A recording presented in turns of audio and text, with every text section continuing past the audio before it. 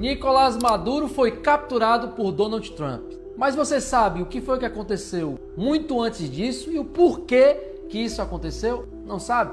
Eu te explico. Venezuela é um dos países mais ricos do mundo no quesito produção de petróleo. 1950 até 1979 foram os anos mais ricos, conhecido como os anos de ouro da Venezuela. O povo naquela época prosperava. O povo tinha muita cultura, muita riqueza. As pessoas eram felizes na Venezuela. Mas, em 18 de 2 de 1983, o governo venezuelano desvalorizou brutalmente o Bolívar. O governo acabou com a paridade da moeda e criou o controle cambial, fazendo com que o povo perdesse o poder de compra. Antes dessa crise, viajar para fora do país era comum, moeda valorizada, classe média forte, sensação de país rico. Depois dessa inflação, empobrecimento rápido, desvalorização do dólar, desconfiança no mercado. E foi daí que surgiu Hugo Chávez, no meio de uma crise econômica sem fim. Em 1992, Hugo Chávez tentou dar um golpe, foi preso. Em 1994, ele foi anistiado. E em 1998, ele foi eleito presidente da Venezuela com 56% dos votos. E em 1999, ele assumiu. E foi daí que passou a existir de fato, concreto, o socialismo na Venezuela. E tu quer saber o que aconteceu? Pois senta aí que eu te explico. A primeira coisa que ele fez foi convocar uma Assembleia Constituinte. Enfraqueceu o Judiciário, enfraqueceu o Congresso, ele fortaleceu o Executivo e acabou com os órgãos fiscalizadores.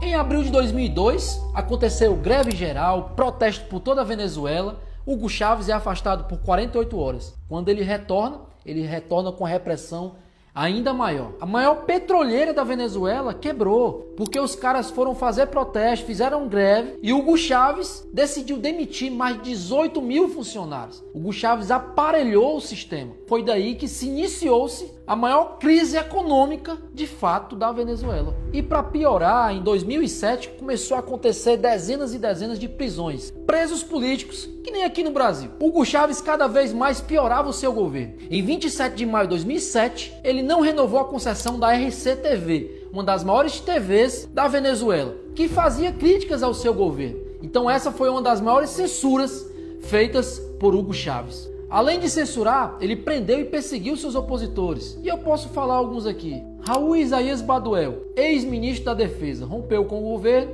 e foi preso. Guilherme Zuluoga, dono da Globovisio, foi perseguido, foi condenado por fazer críticas ao governo. Fugiu do país para não ser preso. Franklin Brito, agricultor, protestava contra a desapropriação de suas terras, foi perseguido e morreu no hospital militar. E depois de ele fazer tanta maldade ao povo, ele foi para Cuba fazer um tratamento de câncer. E lá ele fez um discurso na TV e disse que se caso acontecesse alguma coisa com ele, Nicolás Maduro teria que ser o seu sucessor.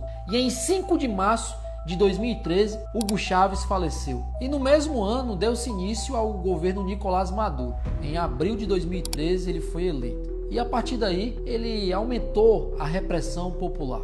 Ele aumentou os ataques ao Congresso. Ele praticamente judicializou tudo. E assim ele obteve 100% do controle de todo o país. E você sabe a consequência de tudo isso? Não? Eu te explico. Inflação, falta de comida, o povo foi para as ruas porque não aguentava mais passar tanta fome. Nicolás Maduro armou milícias para justamente atacar o povo. Ele dizia que era oposição, que eram pessoas violentas, mas não.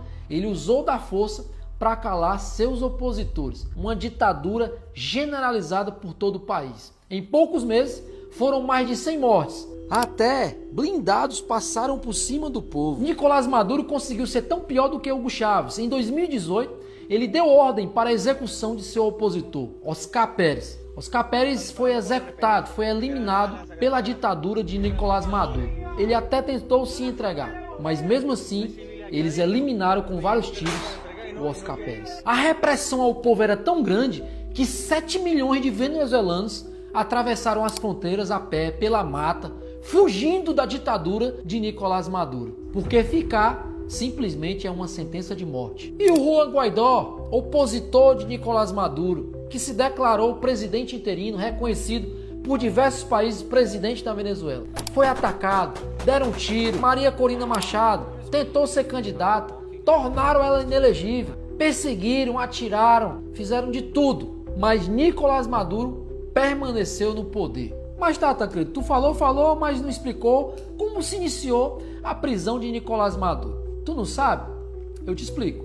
Tudo começou com Hugo Armando Carvajal Barros, ex-general de Hugo Chávez e ex-general de Nicolás Maduro. Ele trabalhava no serviço de inteligência, no mais alto escalão do exército venezuelano. Carvajal passou a apoiar Juan Guaidó e passou a ser inimigo número 1 de Nicolás Maduro. Fugiu para a Espanha e pediu asilo, passou alguns anos e lá foi preso pela ADEA, Agência Antidrogas, junto com toda a equipe de polícia de Madrid. Em 2023, Carvajal foi extraditado para os Estados Unidos e em 2025 ele se declarou culpado para a justiça americana.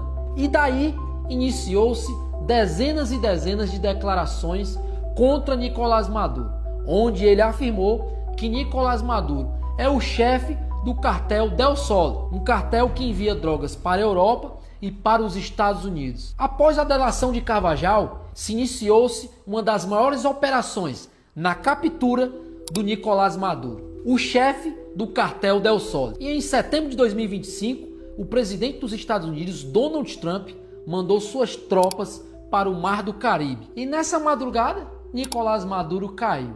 Um grupo especializado dos Estados Unidos da América, o Delta Force, eles conseguiram em pouco mais de 47 segundos capturar com vida Nicolás Maduro, onde ele vai ser julgado e condenado nos Estados Unidos da América por tráfico internacional de drogas. Isso aí é o mínimo que pode acontecer com um dos maiores ditadores da história da Venezuela. Enquanto isso, o povo está na Venezuela, nas ruas, comemorando a prisão de Nicolás Maduro. O povo está muito feliz. Eles estão acreditando que, de fato, dessa vez, eles vão se libertar do comunismo.